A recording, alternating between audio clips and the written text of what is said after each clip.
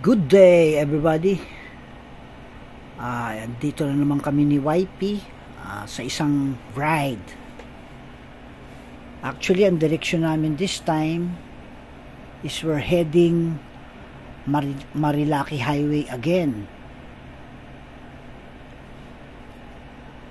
On the way kami dun sa may Cafe Bukel. Bali, itong cafe shop na to is owned ng dati naming office mate na siguro 5-6 years ago, na ngayon nakapag-set up siya ng sarili niyang cafe shop. Kaya yun ang direksyon namin ngayon. So ito nga ang Marilaki Highway. Ang pagkakaalam ko dito, around 110 kilometers ang distance nito, buong Marilaki Highway. Pero we're heading siguro halfway lang na Marilaki Highway, around kilometer 56. Ito, nadadaanan na nga namin yung Sigsag Road dito sa may Marilaki. At yung direksyon na pupuntahan namin is just along dito sa may Marilaki Sigsag Road. Ang pagkakaalam ko, sa tapat lang siya ng Tanay Highlands. Hindi naman kalayuan.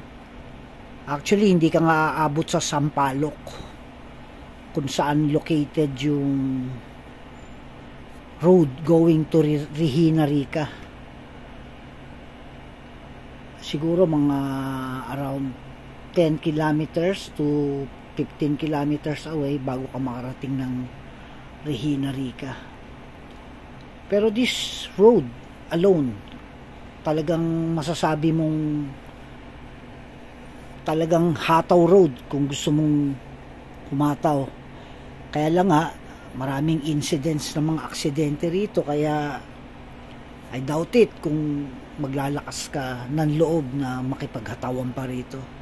Kaya kami all the while, all the way, parang chill ride lang ang ginagawa namin. Sabi nga nila, it's better na safe ride ay sa hataw-hataw. Actually, nilalampas-lampasan lang nga kami ng mga kasabayan namin. Sabi nga, mas chill ride, less stress. Kaya ito, tuloy lang kami. Few kilometers away, based dito sa maps. Hindi na magtatagal, nandun na kami. Kaya ito, tuloy lang, chill ride, up to the point na mararating din namin yan. Kaya ito, ayan, tanong natin yung Tanay Highlands. At ito na nga yung Cafe Bukel.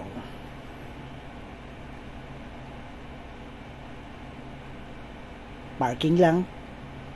So paano guys, please share, like, comment para sa mga susunod ko pang mga vlogs. See you!